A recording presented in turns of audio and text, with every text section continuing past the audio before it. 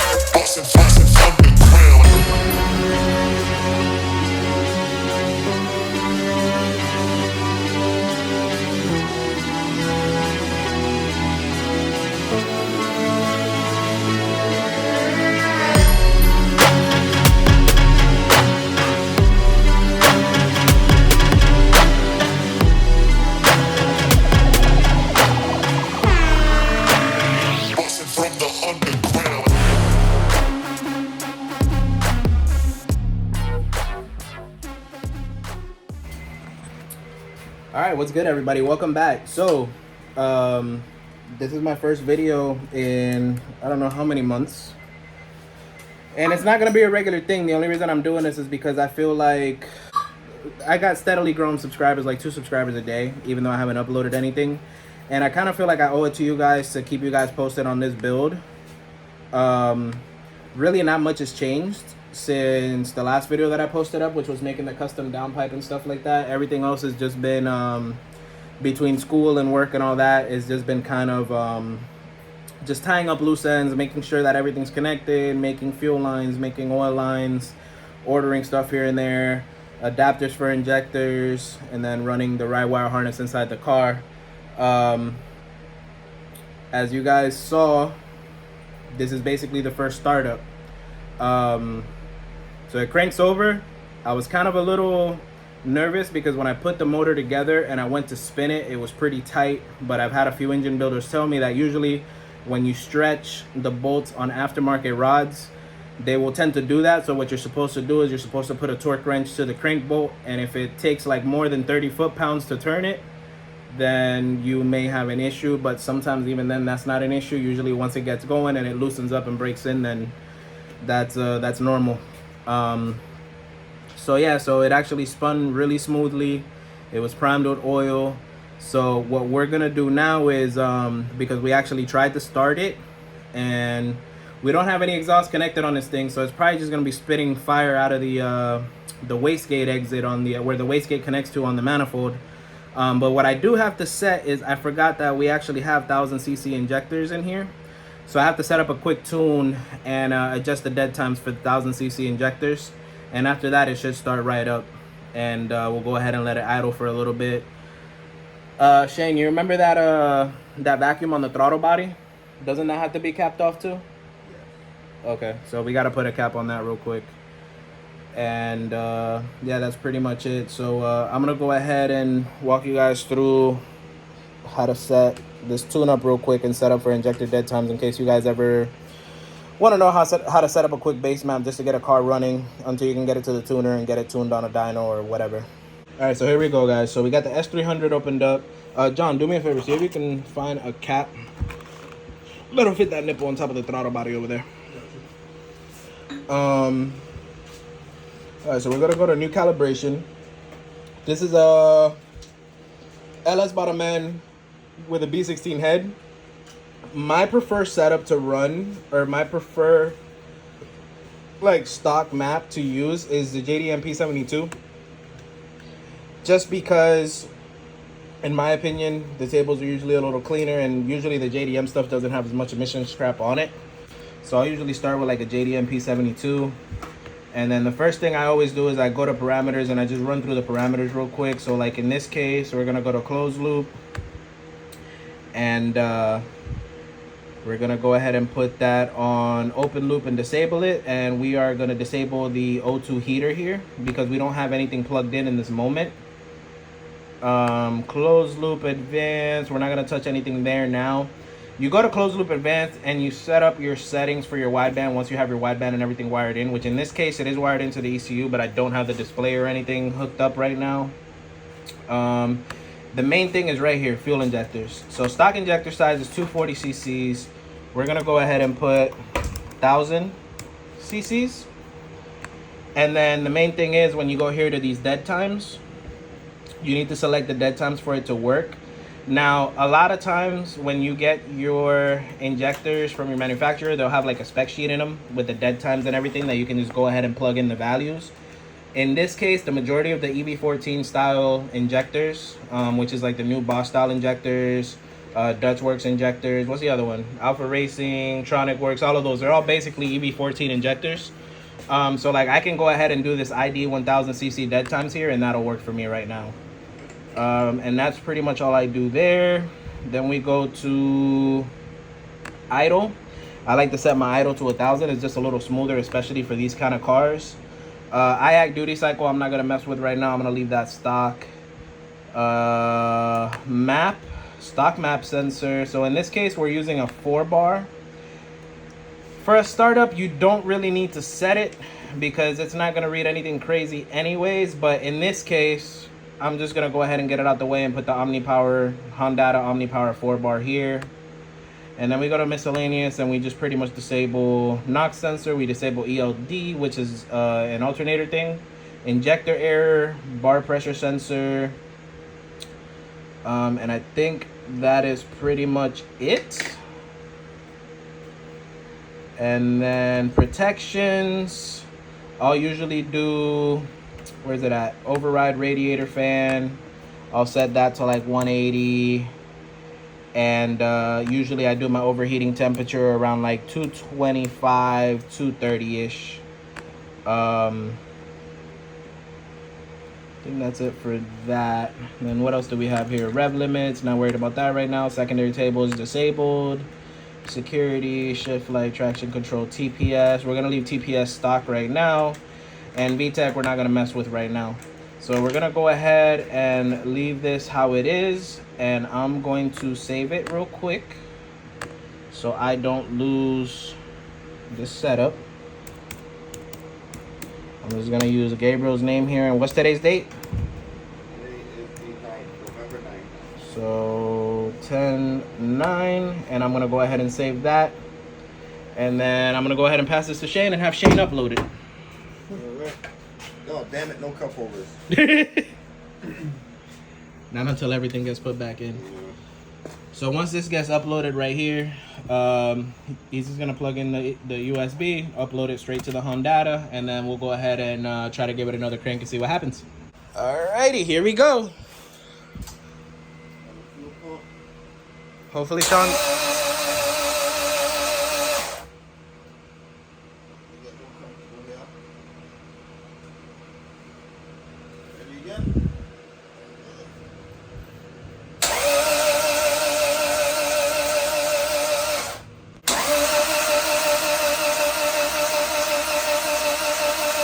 Stop. No. Go ahead.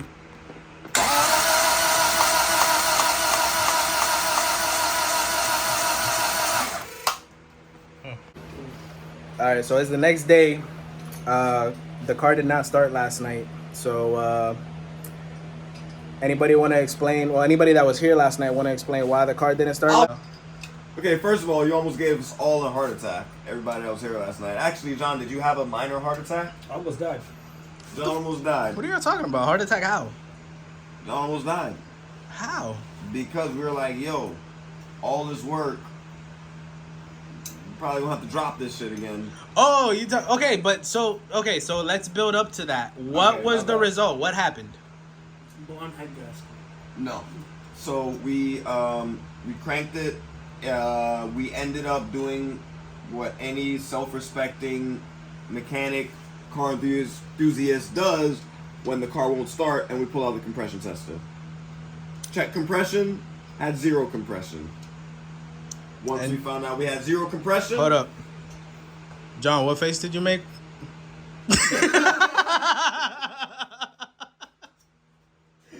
Continue, Shane.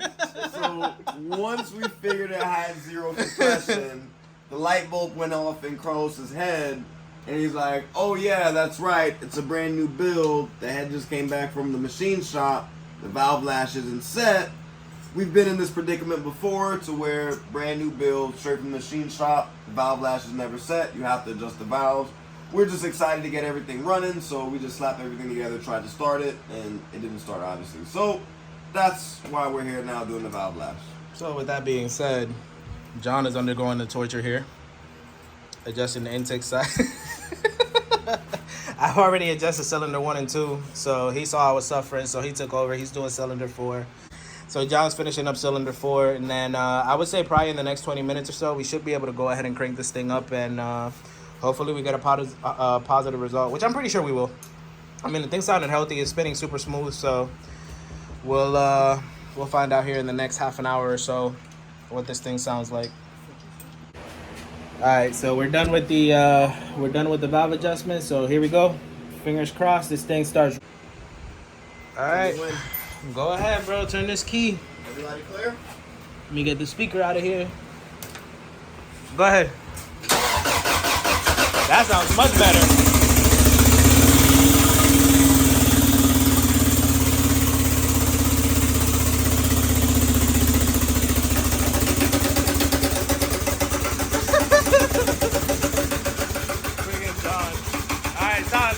Stop. The motor's rocking. Yeah, hold on. I'm gonna adjust fuel real quick. Go ahead, turn it on. You got the T-bracket rocking? Yeah. That noise? No, that was John hitting the freaking support. You asshole. Can you turn the damn motor on?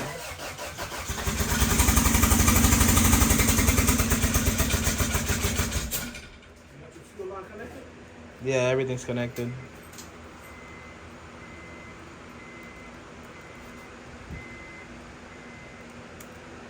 Try it again.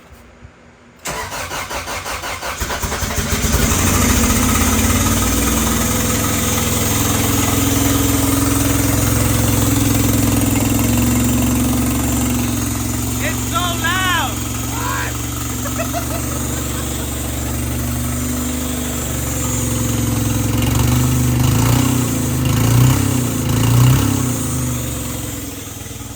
That's low compression Subaru noises. Alright, go ahead, kill it. Well, boys, I'd say we have success. Now we have to make it build boost because it's such low compression that it can't run all motor. Oh man, so that's exciting. Yeah, right. Yeah, that's amazing. Exciting when a brand new build starts up. Definitely, man, always. Especially this one. This thing has been in the works for how long? Not the motor, the car. You know, somebody can't decide what kind of motor they want to keep in it, so we got to keep changing the motors around. So as soon as I send him the clip of this thing running, he'll probably tell me he wants to pull it out and put the B20 back in. So we'll see what happens. We'll see what happens. How do you feel now that you see everything turn out?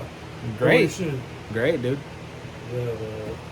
See solid success. Yeah, it's always good, like he said, when you tear into something like this, just to see everything like work I out. was sweating. Especially after seeing zero compression last night on the gauge, we were like, "Yo." Right. But yeah, oh man, that's great. All right, guys. So it's been 2 days since we got the car started, and I'm just coming back to the shop now to kind of clean up and catch up. We were here last night, but we didn't really make any kind of progress on anything. We just kind of sat here and BS'd and drank and had a good time, and yeah, so not really much else got done with the car. Now that the car has started, I can move on to the next phase, because I was so tired of trying to figure out how to wire in this flex fuel sensor and figuring out the whole coil on plug conversion and all that. So now that we've got that all figured, now that we've got the car started, I can go ahead and start figuring that out. But before I do that, what I'm gonna end up doing is I'm gonna end up putting the axle on the passenger side of the car, because things are kind of tight over there. You can see I got a bumper and a bunch of other stuff here. So since the car started, that kind of gives me motivation to grab these 2 bumpers and just kind of position them over here somewhere, just so I can get the axle and the wheel on this side, and then the axle and everything is done on this side here. Let me see, can you see that? I think you can see it. So the axle and everything is done.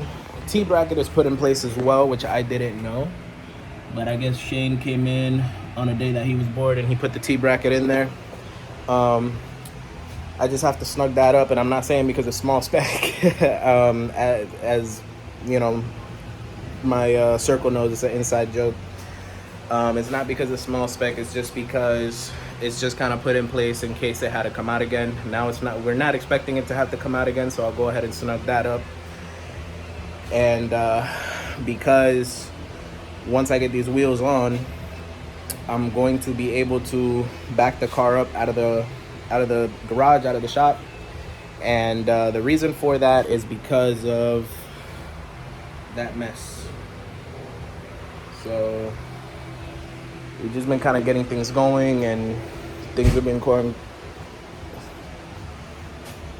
pretty crazy, and there's just a mess everywhere. So I just got to make the time to clean up and get everything back in order. One simple reason for that. The reason I need to clean up and get things back in order, other than I hate working in a messy area, but sometimes when I'm really in the zone, I'm the one that makes the area messy. So it's kind of a never-ending vicious cycle. But I happen to pick up a bunch of random stuff from a friend of mine who was in a situation where he's no longer able to like work on this type of stuff, and his best bet right now is just to kind of cash out on everything that he had. So he contacted me and asked me, before he got rid of any of the stuff, if I wanted to get it and bring it here, because he knows I'll put it to use. And after thinking long and hard about it, I went ahead and grabbed everything, and a lot of the stuff is going to be basically just so I can go ahead and go through it and refresh it, just like this, just like that B16 transmission right there. So picked that up from him, and says S80 on the case, but I'm not even 100% sure if it really is a B16 transmission.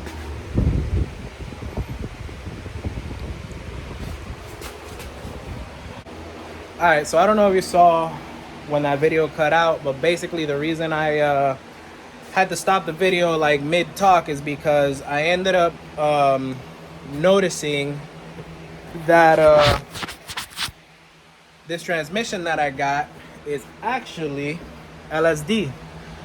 So I put it up on the bench because I got super curious. Then that glare is killing me. So I put it up on the bench because once I noticed it was LSD, I got super curious to see what it was, and this is what I found.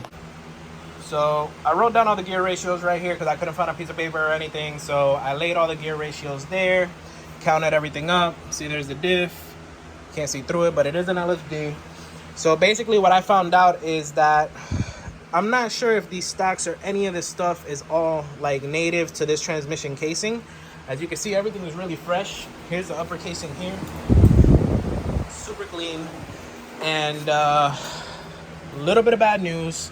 I did find, where's it at? This right here. So this was stuck to the magnet. This is why it's important, guys, that when you buy a transmission, you always open up the casing and inspect it. Because even when you spin it, a lot of times you don't even notice that. But so if you look right here, that's the final drive gear on the counter shaft there. That thing got destroyed, and it looks like 2 gears got ripped off. So I'm expecting to find a whole chunk somewhere. Most likely it's gonna be under the diff somewhere. But yeah, so I went ahead and counted everything. So first gear is 4213, which is basically every gear in every transmission. Second gear is a 4019, which is like B16 ITR CTR. Third gear was, what is that, 3425, I believe.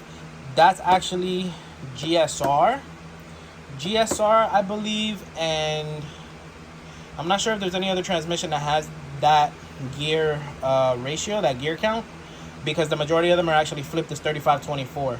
So GSR or SIRG were the only ones that I found with that gear ratio. Now this one was 3029, which is basically all the Type R's, and the GSR here is either 3028 or 3128, I believe. And then fifth gear was 3328, which I believe every other transmission except for the Type R is 3326, I want to say. Either 3326 or 2426. If you want to double check and confirm these specs, you can go to FFnet, I believe it is. And it's got all that information there. But so what I believe I have here is a Frankenstein between GSR and Type R. And so now I'm going to go ahead and pull these stacks and start inspecting the synchros. And then I want to see exactly what type of diff that is. If it's a Type R or a JDM SIRG diff. Alright guys, so another quick update, and this is actually where I'm going to close out the video. So just to give you guys some insight of where we're at with all this. So Gabriel's car, axles are officially in, wheels are back on. We didn't put it on the ground yet because we forgot we still have to hook up the shift linkage. That's still on the floor. We're moving a bunch of stuff around here so we can get set up for the next few projects. Oh, there goes my keys. Where my keys at? There we go. Oh. We're getting set up for the next few projects that we're going to be working on here. This B20 is going to be coming off because I don't know if I mentioned earlier in the video. I'm pretty sure I mentioned that I bought a bundle of crap. That's where that transmission came from, which is going to be coming up next weekend. And that's kind of the reason why we're in here late night, just kind of cleaning everything out. So this B20 is going to be coming off the stand here. And I'm going to be putting an LS. I already have the parts and everything on the way. When that LS comes in, all the parts are going to come in. I'm going to go ahead and put that together. And yes, I will be filming it and uploading the content from that. Shane, what are you going to be doing? The next project is going to be building this K20 here. All right, so this K20, this is a K20 that I picked up a long time ago. C3. Fun fact, you guys might not know, I've never mentioned this, but before Shane went K, I was actually going to go K in my car. And what's it called? I actually ended up getting a really good deal on this motor. I wasn't even looking for a motor. It's just sometimes I look and I see if I find deals. If I find something that's like kind of too good to be true, then I pick it up. So I ended up picking up the Z3 for, I think it was like $300 or $400 or something. Yeah, something like that. It didn't have an oil pan. It did come with the oil pump, but it had the balance shaft oil pump. And the guy told me that it had low compression in one cylinder. He couldn't remember which cylinder it was, and I kind of went through it. Not like fully through it, but to me, everything seems okay. So Shane's going to disassemble the short block and see what could have caused it to be low compression. We haven't even really taken a really good look at the head. The head is chilling right there. For all we know, it could have a bent valve or even like a chipped valve, or it could have something in it that is preventing the valve from closing, which would cause it to have low compression in that cylinder as well. Who knows? But we're not worried because remember with my K24 that's in my car, when we compression tested it, only one cylinder had compression. Yeah.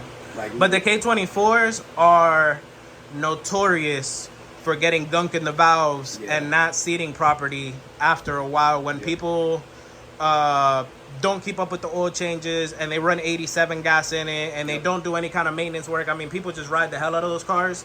And a lot of times you go to the junkyard and you pull a motor and it literally shows zero compression.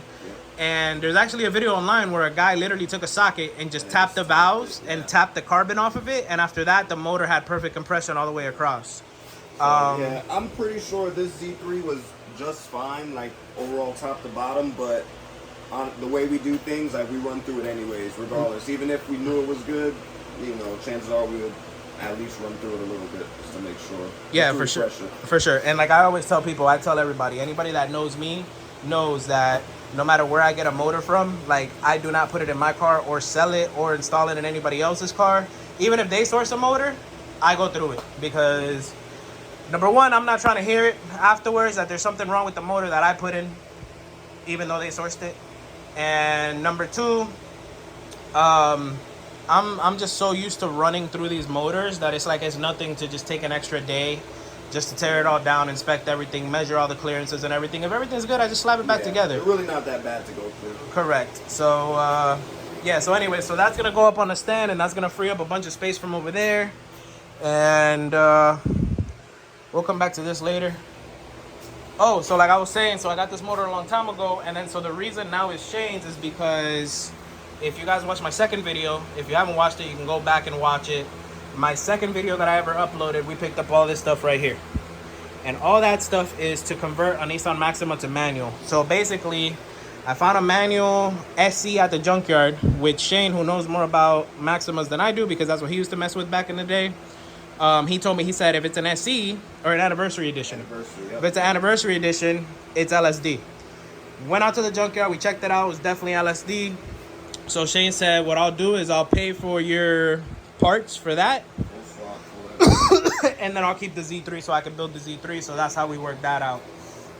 And so eventually we'll go ahead and organize that. And but yeah, so for now this Z3 is gonna go up on the stand and he's gonna be messing with that, and then we'll see if it gets documented or not over like the next couple of weeks, or depending on when it is that he's gonna be working on it. And then the final thing that we're gonna do here, once we get that off the ground, you can see we got the little miniature compressor there. We're just kind of cleaning stuff off. I'm gonna go through there, pull that stuff out. I'm gonna end up double stacking some of the stuff. We're probably not gonna go through all of it today. If anything, I might pull all that crap out today, blow it, if I even get that far. And then, not tomorrow because tomorrow I have school, but maybe Wednesday, I'll come back over here. Tuesday night. So Tuesday night, I'll come back over here and finish cleaning that. I'll probably bring a broom and a dustpan or a vacuum, so that way we don't kill ourselves in here with lifting up dust.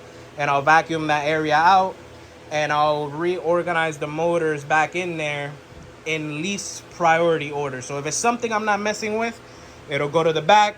I'll stack another block on top of it, and then we're probably gonna end up stacking all the heads up like right here, because this is already full.